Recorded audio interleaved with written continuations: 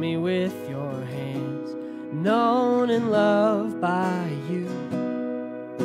Before I took a breath, when I doubted, Lord, remind me I'm wonderfully made. You're an artist and a potter, I'm the canvas and the clay. You make all things, you make all things work together for my future and for my good. You make all things work together for your glory, for your name.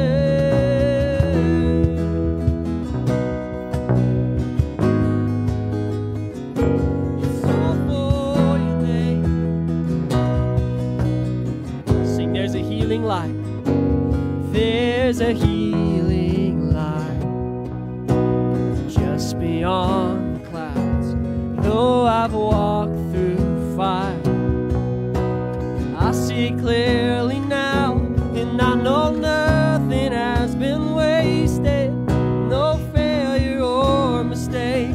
You're an artist and a potter, I'm the canvas and the clay, and you make all things work together for my future,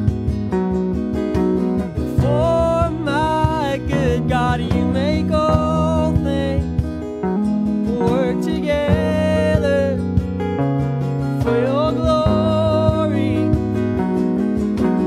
for your name,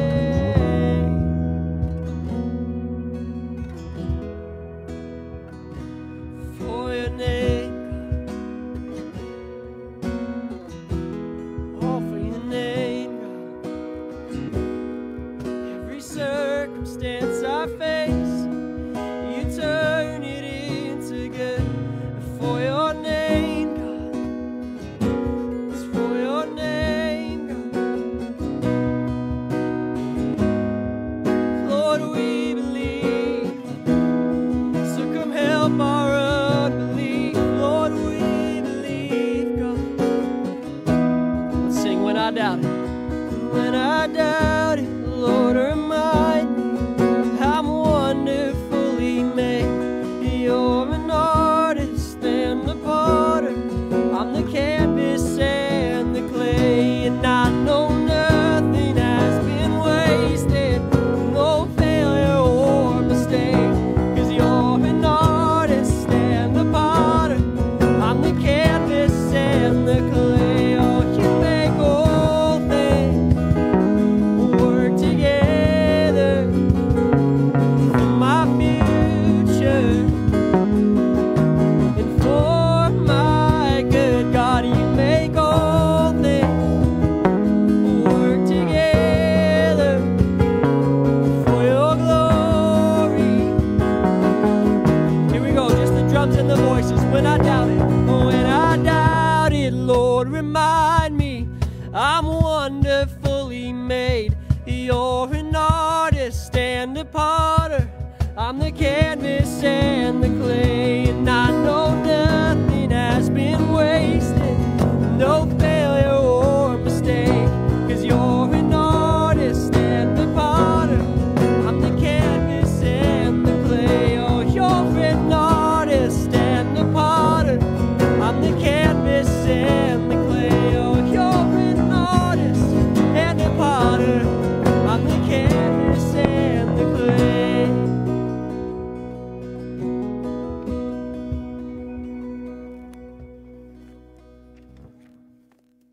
Good morning, everyone. Thank you, Colton and team. My name is Zach Jackson, and I am part of the leadership team here at Salem First Free Methodist Church. We are so welcome to have you. If you're here in person, if you're watching online, wherever the camera is, we see you. Today, we are talking about flipping the script. And I'm excited to see, you guys can sit down for a second, to see how Caleb is going to use this. I had a time where the script was flipped for me just last night. My roommate had a harvest festival party at her house, and I was out of town. I come back and I'm expecting to see, jack-o'-lanterns and whatever else, just candy everywhere. But when I open the door, the first thing I see is a 6-foot picture of Kris Kringle. And as I look around the room, where there used to be pictures, they're wrapped up in wrapping paper, Christmas wrapping paper, and there's like Christmas lights, and it's like, oh, I guess it's Christmas time. And if you are thinking, maybe it's time for Christmas, it's been a long year, it was surprising to me how the script was flipped. I'm messing this up for you now, Caleb, so you don't have to do it later. We are a church who loves God, loves all people, and makes disciples. And one of the ways that we do that is through giving. God is generous to us, and we have the opportunity to be generous to him. So you can give online at Salem First. That's the preferred method. We also have boxes in the back through mail. This Christmas season and Thanksgiving season, one of the ways that we are being a church for the neighborhood is through giving and helping before our neighbors. For Thanksgiving, we're having a food drive. I'm not sure if you can read it here in person, but it's online, and you can give. If you have any questions, contact Carrie Mayhew. We've been able to feed lots of families through the church. And for also one thing we're starting now is for Christmas, we're doing a pajama drive. So we're helping kids get pajamas. Pajamas? I don't know how you say that. All of a sudden, I'm 33 years and now I can't say it. So if you want to help with that, you can contact Carrie. Information is there, or contact us, and she'll give you a size, and we'll be able to do that. Please, if you're watching online, or if you're here in person, you go home and watch it again, because it was so good and makes you cry on the inside, share it with your friends. You can like, subscribe, Facebook, Instagram, YouTube. Share something that's encouraging with your friends about how Jesus has been flipping the script in your life. And now we can continue with worship. Thank you.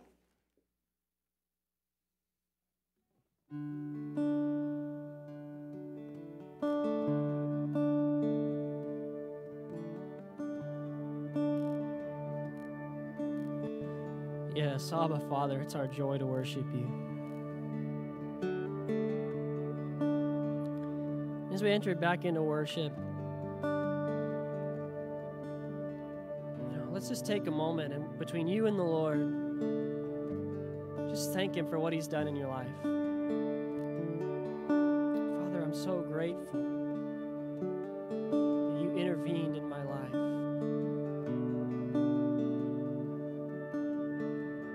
That while I was far off from you, you brought me near. That your merciful hand has been watching over my life.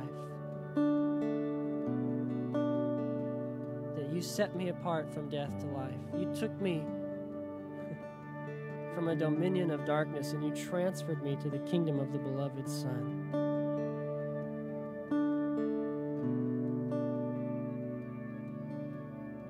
It's our joy to worship you. You're worthy of every praise we could ever bring.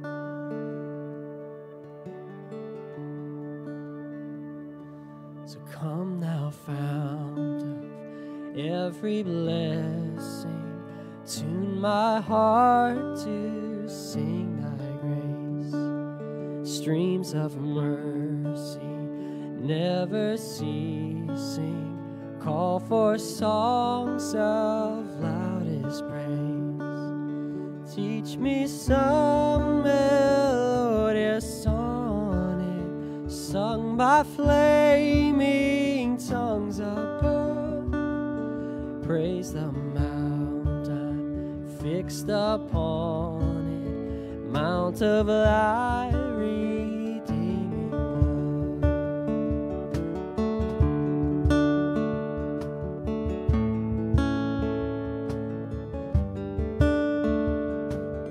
Here I raise my Ebenezer, hither by thy help I've come.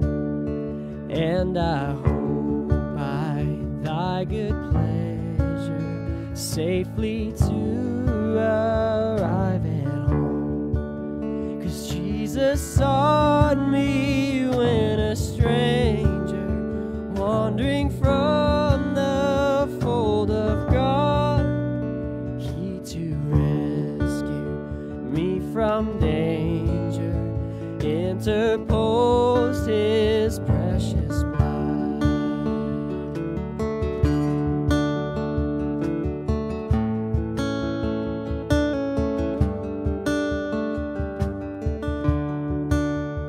Oh, to grace, how great a debtor daily I'm constrained to be. Let thy goodness like a fetter bind my wandering heart to thee. Prone to wander, Lord, I feel it. Prone to leave the God I love. Here's my heart, Lord, take and seal it for thy courts above. All else I adore your name. Above all else, tune my heart to sing your praise. Above all else, I adore your name. Above all else, tune my heart to sing your praise. Come on, sing above. Above all else, I adore your name. Above all else, tune my heart to sing your praise. Above all else, I adore your name. Above all else, tune my heart to sing your praise. The highest praise, the loudest praise to the name above every name. The highest praise, the loudest praise to the name above every name. Oh, we love you,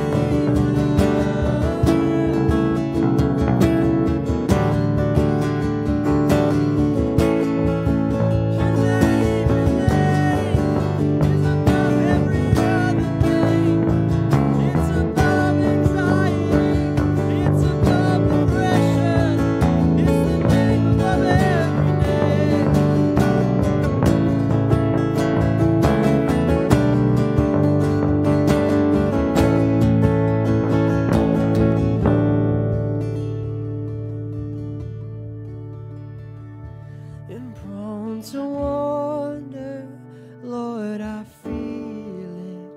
Prone to leave the God I love. Here's my heart, Lord, take and seal it for thy courts above. Here's my heart, Lord, take and seal it for thy courts above.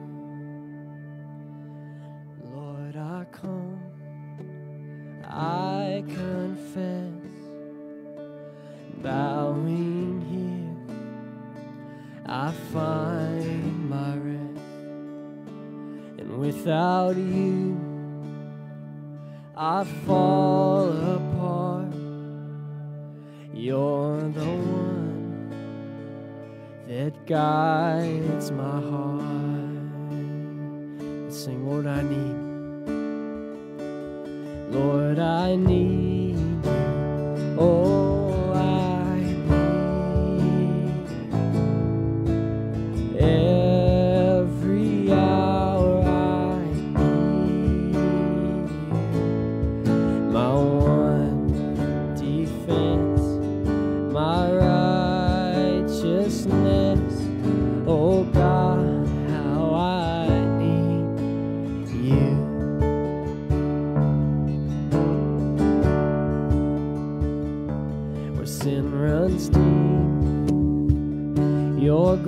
grace is more, where grace is found, is where you are, and where you are, Lord, I am free.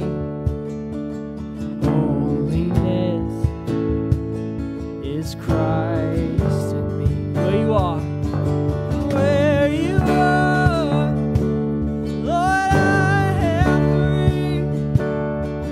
Holiness is Christ in me.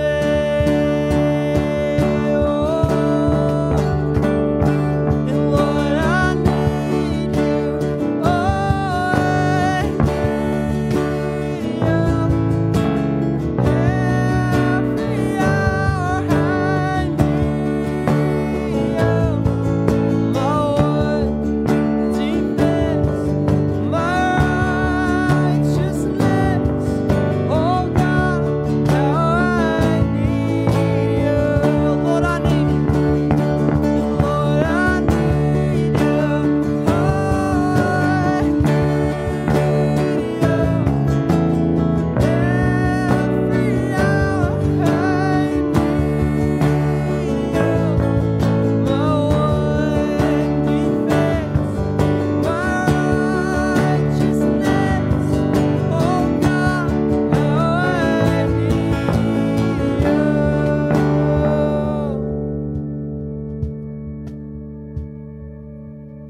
So teach my song to rise to you when temptation comes my way. When I cannot stand, I'll fall on you.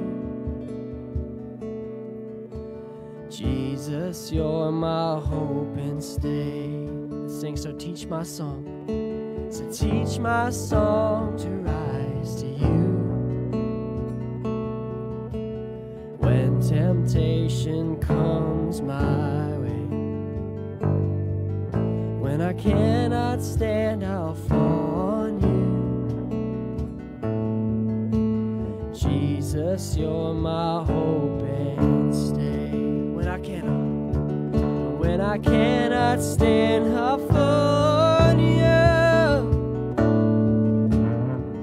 Oh, Jesus, you're my hope and stay.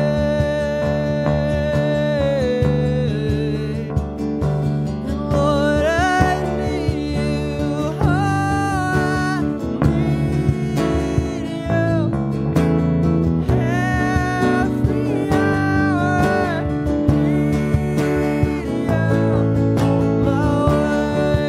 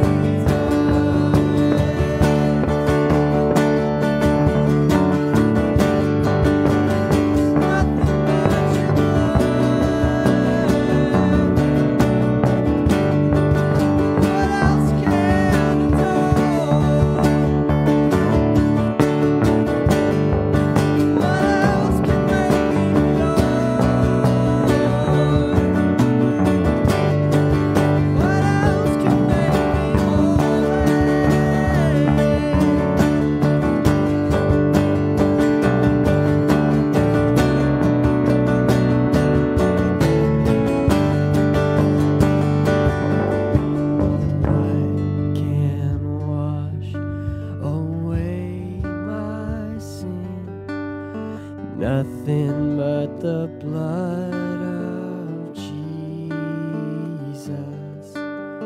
What can make me whole again? Nothing but the blood of Jesus. Oh, precious.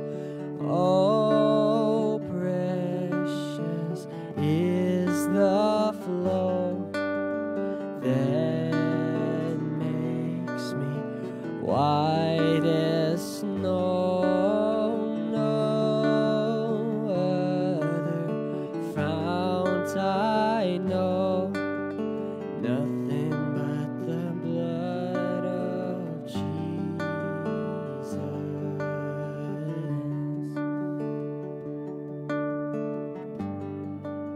It's nothing but your blood.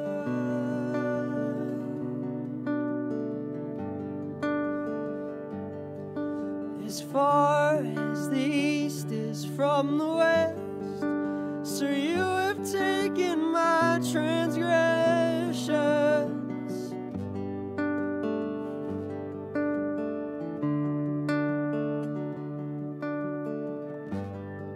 It's a once and for all deal. All I have is a sacrifice of praise.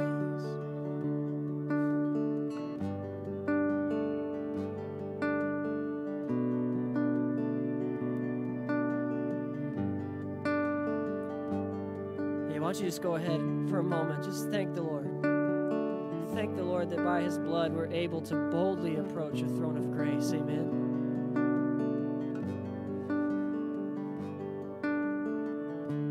It's not by our works.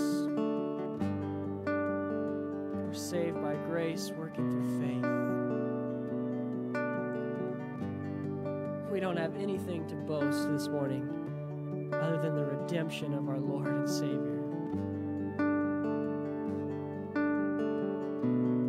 You're a good, good Savior. Our great high priest who ever lives to make intercession for us. You are an awesome God. You are a mighty King. And it's our joy to worship you.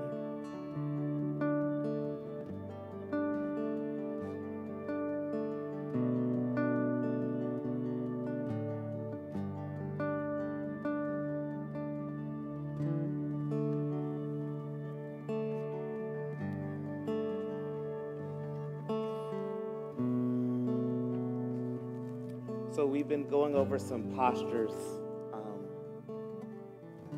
of what this life looks like to follow Jesus, of hands up in surrender, hands forward giving to our neighbor, hands out ready to receive what God has for us.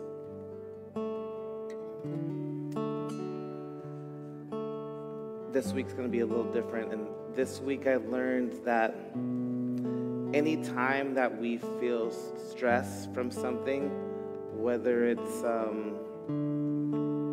money problems, you're in physical pain, you don't know who to vote for or how to vote, whatever kind of stress you're feeling, your body carries that stress hormone and keeps it where it's at until you physically do something to relax and self-soothe and calm yourself. And I've just been thinking about these postures that we've been doing and this God that we're serving. Today, this week, we're reading from Matthew 22. And in verse 37, Jesus is asked what the greatest commandment is, and he says, "Love the Lord your God with every passion of your heart, with all the energy of your being, and with every thought that is within you. This is the great and supreme commandment. And the second is like it in importance. You must love your friend in the same way you love yourself. Contained within these commandments to love, you will find all the meaning of the law and the prophets." And we serve this God who is love. We serve this God who is light. And I was thinking that this God, his love, he loves me, he loves you, and his love flows through us. So this week, right now, will you with me put your hands over your heart in a posture of like sincerity and take a deep breath. Breathe in and breathe out. And this is the mantra that I'm saying. And please say this with me. I am loved. We'll try that one more time. I am loved. And love flows through me. I am loved. And love flows through me. This is the God that we serve. This is the God who flips the script, who changes whatever we think is normal or whatever is good or whatever is right. He knows what it is. He is the truth. God, help us be open to whatever truth you have, whatever wrong thinking that we have of you, of your word, of truth. Help us be open and humble to receive your word. God, we love you and we pray this in Jesus' name. Amen.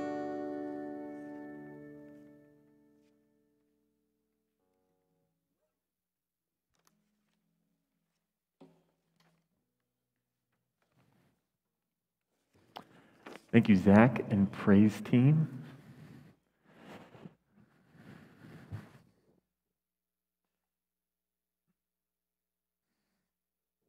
I was in the passenger side of our van going through a drive-through trunk or treat for my son's school, and this has been the second time that my son and the teachers have actually met. Everything else has been online or through Zoom. And so they're seeing my son for the first time, both my sons who are in school, and they're saying their names, which totally surprised me. Because the first time we met their teachers, they had masks on. And then the next time we meet the teachers, we have a costume on. And this is a very unique costume. It was a king cobra costume made out of cardboard and flour and water and cut out construction pieces of paper. You don't find this costume at Walmart. This was custom made at home. So they're saying my son's names. James, it's good to see you. Oh, yeah, I'm so glad I got to see your costume. You were talking all about it all week. The snake, right? And I'm in the passenger side just totally bewildered because they knew my son's name, and they've only met them once or twice. It's only been a couple of weeks, and it just made me feel like, wow, I am super proud. I'm a thankful dad. I'm grateful that they know his name. And it's just something about someone's name, when you know it and you speak it out, it begins to build a relationship. You see, today we're going to talk about the greatest commandments that Jesus told us to follow, and one of them which is to love your neighbor. And as a small group, and now as a whole church, I want to invite us into being a good neighbor by knowing our neighbors' names. You see, this is called a block map. And what I want to invite you in the church, and whether online or in person, to know your neighbor's name.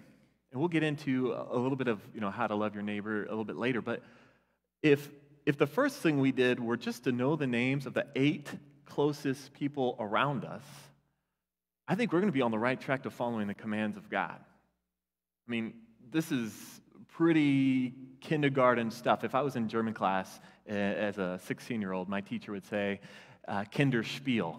There's some German for you, which means child's play. That's easy learning. And so I want to invite us and our small groups and you to know your neighbor's name. I actually have the block maps on the tables. So as you leave today, I want you to grab one. And this is what I want to challenge us to do.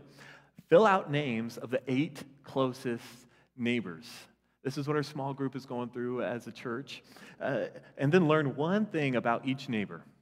Whether it's, my neighbor John and how he loves to mow his grass in straight lines. He's very particular. Or maybe it's my neighbor Susan, who has that really big dog that always poops on my garden. Maybe it's that thing. I don't know. It could be all sorts of things. Then I want you to pray. Pray for those names. And I've got my block map, and I'm not perfect. There was only 2 people in my group that could fill out everybody in their neighborhood. Mine has a lot of space. I know one person in a household, but I know there's 2 more people that live there. I don't know their names yet.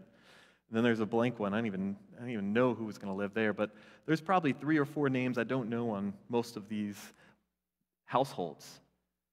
I want to challenge us for the next 6 weeks. Can you take a block map? Can you put this on your fridge? And can you challenge yourself to fill out all of those? And if you do, I have a gift for you. I want to reward you. And there's only 2 people in our group that could do it. And there's no excuses because one of those families that knew all of their neighbors, they had to walk at least a mile or more to get to know all their neighbors. So they lived in a rural communities, and yet they knew their neighbors. Now, it doesn't have to be the person right behind you or right across from you. It's just the 8 closest, geographically closest to you. And I want to introduce a neighbor to you today that maybe you've never met, that our board and our leadership wanted to appreciate because we have many churches that use this building. Before COVID, there was 4 churches that used this building, including us, and then after COVID hit, now there's only 2 other churches that meet after us. But I want to introduce you to one of our neighbors that you might not have recognized because when they meet as a church, they meet in the afternoon, but he's a pastor. And my friend, Pastor Jimson here, Pastor Jimson, would you raise your hand? This is Pastor Jimson. This is one of our neighbors. Can you say, hi, neighbor? Yeah. Pastor, we have a gift for you. So our Terry and Larry are going to come over and just present you with a gift because as a pastor, it's been a tough year, and part of the tradition of our church is just appreciating others. And so we just want to say thank you and good job.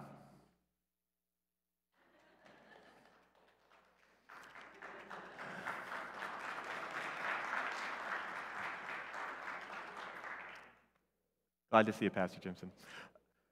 So before we get into the text, I want to share with you some of the things that we're going in the next couple of weeks that are going to be a little different. I'm going to give you the whole next 3 weeks or 4 weeks of our sermons and what it's going to be about because I know you want to study and get to know the scriptures before you come in on a Sunday, right? You're at home wondering, what's Caleb going to preach about this week? Well, this is what I'm going to preach about. You can write this down, take a picture if you'd like. This is the next couple weeks of scriptures that we're going through. Today we're going to go through Matthew chapter 22, verses 34 through 46. This is in line with the lectionary, which is a big word that, all you need to know is there's globally around the world, there's churches and there's traditions that read from the same scriptures that we're going to be reading through. And so there's some cool connectivity and unity around the church in the world that are going to be going through the same text that we are. And I want to encourage you, read your Bible. We're only going through 10 to 12 verses each week for the next couple weeks. And I want to encourage you, go ahead of me. Read up on it. Be familiar with it, because the more time you spend in the scriptures, the closer you're going to be with Jesus. The more time you spend in the scriptures, the more peace you're going to have about what God's will is for you and how to follow that. So I'm going to read Matthew chapter 23 or 22. And before we start this story, I need you guys to know where we are in the story. You see, this is coming in line with Jesus has been in a debate with religious leaders of his day, with the people, and they've been having a debate with him. And the first time he was in this debate, the disciples of these religious leaders came to Jesus, and they asked him, just a question about, who should we give taxes to? Should we give our taxes to Caesar? And they're trying to trap Jesus because they want to get him in trouble for something he says. And maybe the story and how it goes, and he says something like, give to Caesar's what is Caesar's, and give to God what is God's. Crowd was astounded. It's like, whoa, that's so profound, that's so deep, and that's so, right off the tip of his tongue. It seemed like it was so easy. But They weren't done with trying to debate Jesus. They sent another group, now the Sadducees, who didn't believe in a resurrection, and that's why they're sad, you see. I got a few laughs, there we go. But these Sadducees came to Jesus and they asked him a question about the resurrection. They asked him, okay, if this man married this woman who had a big family and one of the husband dies, Jewish tradition means you need to marry the brother. But what if that brother dies and he goes to heaven? Then you marry the next brother. And what if he dies and goes to heaven? Whose wife will she be, or who will be the husband of this wife when they get to heaven? Trying to really mix it, make it really super complicated. And Jesus comes up with this answer, and, the crowd is astounded again. But that's not the end of the story. See, where we pick up in the story is the third debate, because the Pharisees, religious leaders, aren't ready to give up on Jesus yet. They have this script in mind on how it's supposed to be. How are you supposed to follow the commands of God? What it means to be a Jew? How you're supposed to live life? And they wanted to make sure, they wanted to confuse or make it complicated for Jesus so he messes up on how it's supposed to look as a Jew, or how you're supposed to follow this script that these religious leaders are teaching. And that's where we get into our message today. So if you want to follow along, chapter 22, verse 34 through 46, it says, "But when the Pharisees heard that Jesus had silenced the Sadducees, they gathered themselves together." They realized, okay, they silenced this guy. We're not done yet. We're coming in. One of them, a lawyer, asked him a question, testing him. Now, this is a different translation than this that I realize. One of them, a lawyer, asked him a question, testing him. Now, this is a lawyer, so he's an expert in the law. This is the magna cum laude, the guy who makes the commencement speech, the valedictorian. He's the friend you have that has the 4.9 GPA average, and you're wondering, how do you get anything above a 4.0? Do you have those friends? I had a 3.2 in high school.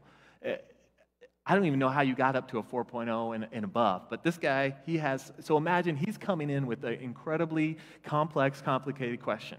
But this is the question he asked. Yes. "Teacher, which is the greatest commandment in the law?" I want that to sink in. Teacher, what's the greatest commandment in the law? What's the one commandment, if you're to know or do, which one would it be? Jesus has heard questions like this many, many times. We're going to finish with this in the message today. The greatest questions. What's it mean to have the greatest life? What's it mean to be the greatest in your kingdom? What's it mean? What's the greatest commandment, the most important commandment, some translations might say. And Jesus replies, "You shall love the Lord your God with all your heart, with all your soul, and with all your mind." This is the greatest and foremost commandment. This is the greatest and the first commandment.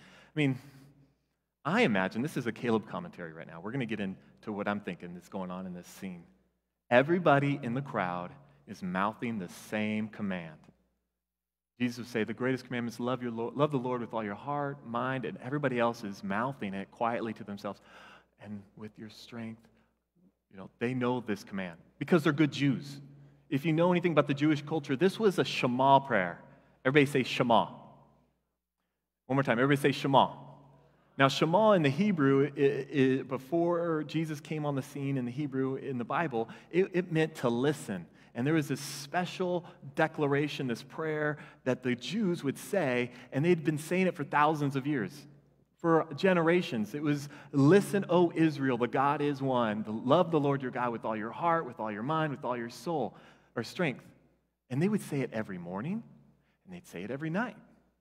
They would even say it on their last breath of life. This was part of their tradition. They would want, like they're on their deathbed, they're in hospice, and they don't have many more hours to live. They would want to say this prayer or this declaration on those last breaths. So everybody in the crowd, I think, was like, this is easy potatoes. They're mouthing this prayer along, but this is where Jesus flips the script. This is where we begin to see how Jesus is taking these questions and he begins to show and reveal more to it than what these Pharisees understand. It says right here, it says, "The second is like it," verse 39, "You shall love your neighbor as yourself." He goes on on these two commandments depend the whole law and the prophets, or these two commandments, they're based on all the commandments are based on these two. Some translations say hang on these two. Jesus, do you mean that the commandment to love your Lord with all your heart, mind, and soul, the one that we have to say every day, in the morning, at night, that one is, the love your neighbor is elevated to that same status? I mean, do you guys have closets in your home where you have actual hangers you put things on? Jesus is saying you have to hang the commandments, all the commandments, on this hanger, and if there's only one side you hang it on, your coat's going to fall. Unless you have those little notches in your hanger, and then it ruins your shirt or your sweater, and puts a little crease in your clothes. I don't know if you know what I'm talking about, but I hate when that happens for me. He's saying all the commandments are based on these two commands. Jesus is flipping the script for these Pharisees, and I imagine they're like, the love your neighbor one is in the book of Leviticus. Like when you go back and you look for this command, you find it in the book of Leviticus. I mean, it's hidden in this place. It's not even on the top 10 list that Moses came down. It goes in like more in the middle. There's nothing really special about it back then. But Jesus is saying, no, I'm going to elevate this to a place where it's just as important. Jesus flips the script for what these Pharisees are thinking and feeling. They're asking questions that I think the expert in the law, when we really look at the question he asked, he already knew the answer to the question. He was just trying to set Jesus up so he can ask a follow-up question to catch him. Because if an expert in the law is asking you, a question like this, I think it's the same as saying, what's the first letter of the alphabet? What's the first letter in the alphabet? A, B, C? It's A. I mean, this is a simple question. He's setting them up. So this is what Jesus does. He kind of flips the script and he asks them a question. He follows up. Everybody's still wondering, like, what does he mean by, love your neighbor, and this is what all the commands are based on? It says, verse 41. Now, while the Pharisees were gathered together, Jesus asked them a question. Get this. What do you think about the Christ? Whose son is he? They said to him, this is the Pharisees replying, the son of David, which I don't think is the wrong answer. But Jesus follows that up with this. Then, how does David in the Spirit call him Lord, saying, the Lord said to my Lord, sit at my right hand until I put your enemies beneath your feet? If David calls him Lord, how is he his son? If David calls him Lord, how is he his son? He's starting to, if this is what you believe, Pharisees, how can he also be this? Now, I want you to think about the first question that Jesus answered. He starts flipping the script about what they believe or what they already know is true. These Pharisees are coming in with, hey, we already know the answer. We are singing our Shema. We know, we understand. Yeah. And then now Jesus is asking them a question. He's starting to point at, hey, this is what you know is true. But let me start asking you a question that's going to disrupt it. It's going to flip your script. I mean, I've been in math class where, have you ever had an equation in math where you had to solve one part of your equation, and then you had to solve the other part of the equation, and then you had to bring them together? Maybe this is just me, because I was a math major in college, not because I was smart, but because I just liked solving problems. I mean, I promise you, getting C's in math to get a degree was enough for me to sound smart when I say I have a math major. But this is true. For some of my questions, I would literally use a whole page to answer part of an equation. And I'd get x and y, and I'd get the cosine, I'd get the tangent, find the integral. I lost a few people there, and then I would solve for x, and then I'd go to the other side of the equal sign, and I would try to get the y, and I would make sure that the slope of the y equals m, and then you'd find all that, and then you'd combine it all together, and then you'd find the answer. Jesus is saying, hey, you know part of the answer, the son of David, he's the Messiah, but let me show you a little bit more of the question. I want to expose you to this other side because you have a right answer, but not quite the complete answer. And it's so sad because these Pharisees, this next line, I think it's one of the saddest lines in the Bible. Maybe the top 5 for me. Because I fear that this line might be something that's true in my life, perhaps the church's life, perhaps, and I think in our world in a lot of ways. Because this is how it ends this story. It says, no one could answer him. And this is it right here. And after that, no one dared to ask him any more questions. And I think, why would they not ask him any more questions? Perhaps Jesus gives this truth bomb, and they're like, so glad Jesus answered that for us. We are now resolved. I feel at peace. I can move on in my life. Like perhaps that's how they felt.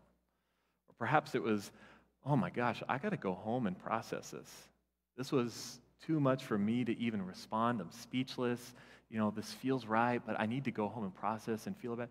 Or, this is where I think it's more true for the world, for the church, and for myself sometimes, that they end up going and just, with a hard heart, walking away.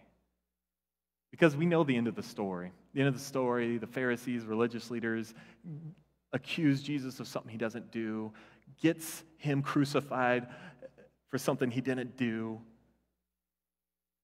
Their hearts were hardened and they walked away. They don't want to ask him any more questions. What happens when you don't ask questions? It breaks the relationship. There's no more conversation. And asking questions is really hard. There's something that happens when you ask a question that we have to take, and I think if we were to practice it, we would be able to follow Jesus a lot closer. This is one of the things that Edgar Schein says in a book that he wrote about humble inquiry, the art of asking instead of telling. He says, asking temporarily empowers the other person and temporarily makes me vulnerable. Asking questions temporarily empowers the other person. Why? Because you're telling them, you have something to give to me that I don't already know. It makes you vulnerable, saying, I don't know everything. I don't understand everything. And there's a lot of us today that are standing in this camp of, I know everything. I've got the script figured out. I have all the answers to why you should believe this, about this, or why you should do that this way. Like, I have all the answers. And that's where the Pharisees felt. They're asking him all these questions instead of Jesus, knowing if you follow my script, you're okay. But if you don't, eventually Jesus dies. Jesus is flipping the script. And so,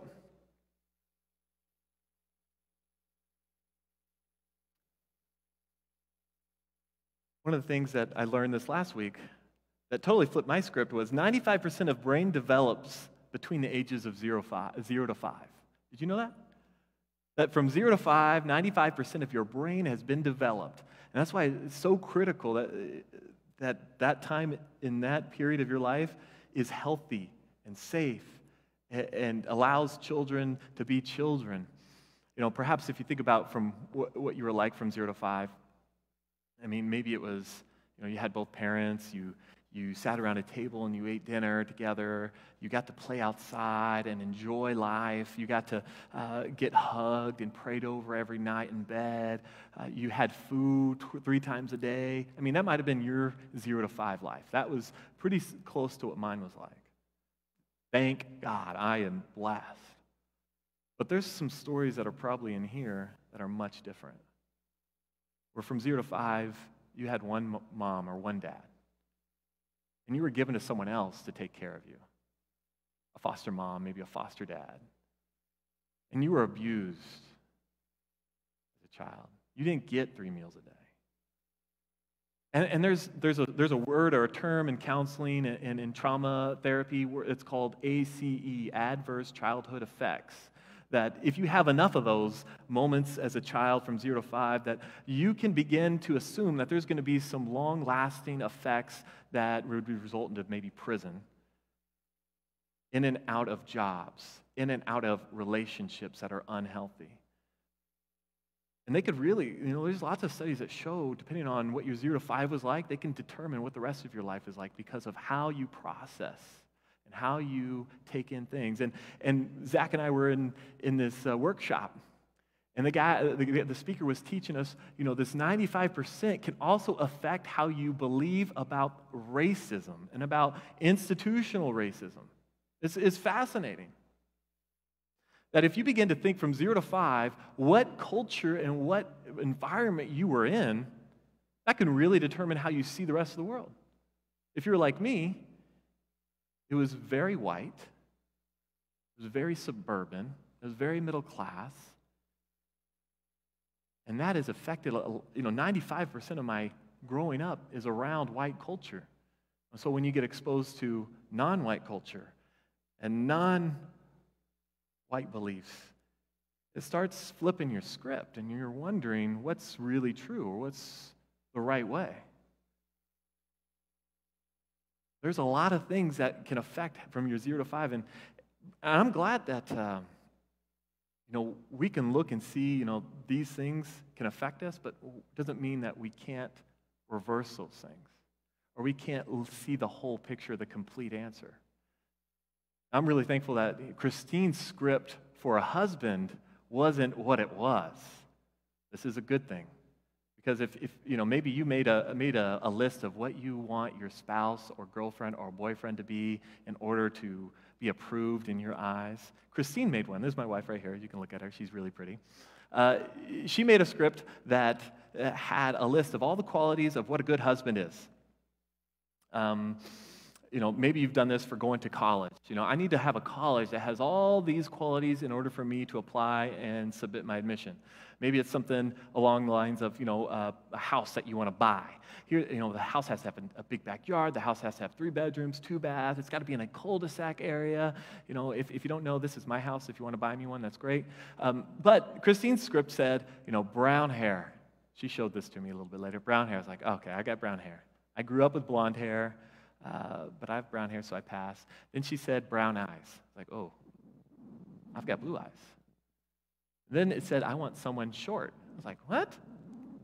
You want someone short? I'm not short. I'm 6'1", 6'2" if I feel really big and strong. But her script for a perfect husband was this, and I'm coming in as a different person that didn't fit that. I'm so thankful that even though we have feelings or beliefs about something, those can be flipped. And this is where Jesus, right here, with these Pharisees and religious leaders, is revealing, hey, let's flip the script on how you believe about this. However, there's some things that are really a lot harder to flip a script about. When you think about marriage, how you're coming into a marriage. Believing how you're supposed to handle your finances, whether you've seen your mom or dad handle them, or whether you yourself have been handling them one way, and then you talk to someone else about finances, and understanding more than just how you handle it. Education, theology, government. Imagine if someone were to ask you a question about these things that were different from what you believe. How do you handle that? And is what they're saying true?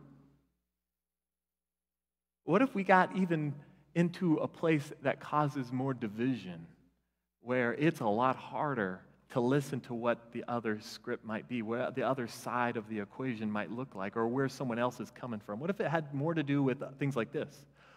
Abortion, gun control, sexuality, immigration, the Bible. This is where I fear that last line of the scriptures where they've walked away and they dared not ask any questions, that as believers, as people who are trying to follow Jesus, we're walking away from conversations that begin to challenge the script we believe about these things. We're not able to continue a conversation when it comes to topics like this, because what we think about how things are supposed to be, our Shema, the thing that we think, every morning, every night, on our deathbed, how we believe about abortion, marriage, finances, gun control, is so ingrained to us that when someone says something like love your neighbor as yourself is just as important, it shocks us. When someone points out the other side of an issue, we walk away hard-hearted, not wanting to ask questions that leave us vulnerable, leave us saying we don't actually know the answer completely. And what you have to say is important. That's a hard thing to do. And that's why I love this scripture, especially after we've been talking about the madness in the middle and how Jesus asks questions to reveal the hearts of the question. Are there things that we're holding too tightly? Is there things that this is the thing that's been causing so much arguments in your household? This is the thing that caused you from unfollowing your friend. You're just holding on so tightly, and anyone else that doesn't hold on to the same thing as you, you're done with.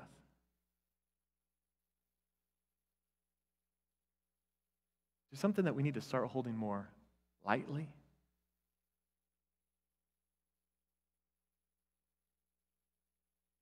See, Jesus was questioned about the greatest many times.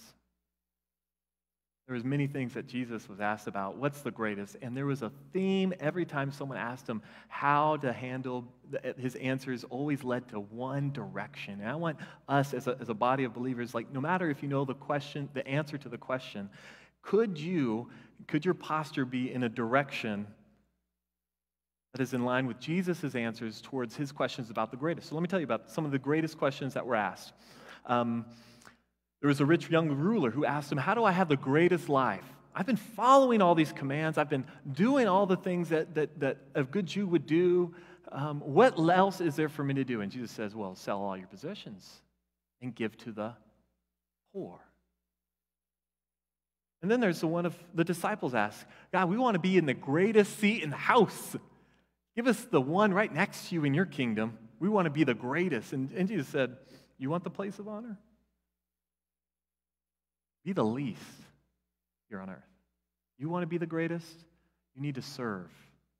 You need to be a slave. You need to put others first. Are you sensing a theme of where he's taken people when they want to ask questions about being the greatest? And then lastly, we just heard the commandment.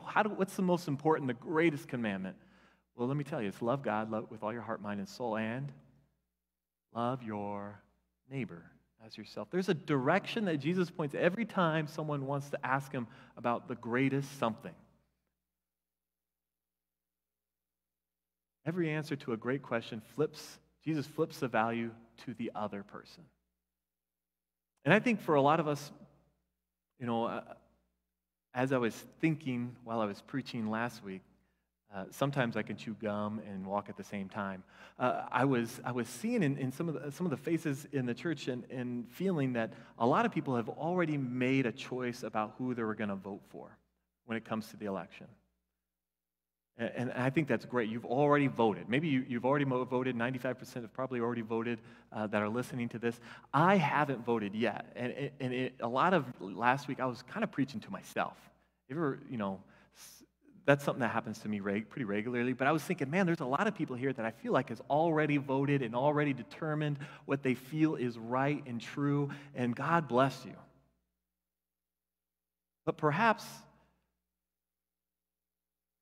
when someone flips us, those things that we believe that are true and hard, maybe perhaps we can hold on to those lightly, because there's going to be a time that we're going to be faced with, why'd you vote that way?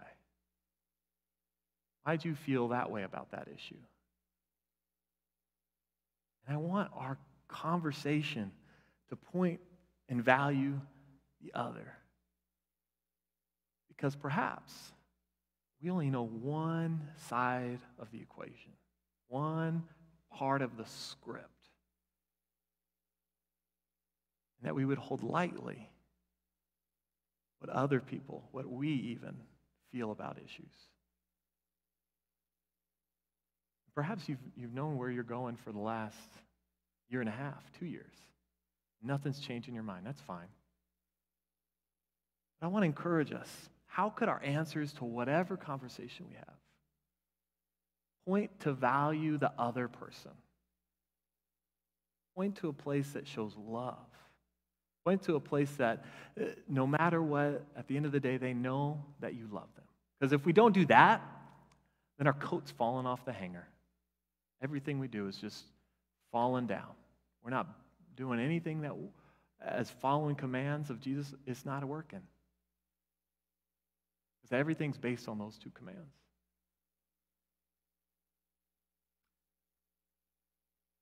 If you'd like prayer, I'll be over in the corner. Zach's going to come up, and he's going to close us out. I want to encourage us after this week that we would post, we would share, we would have conversations that we're going to value the other person, not point and devalue the other person.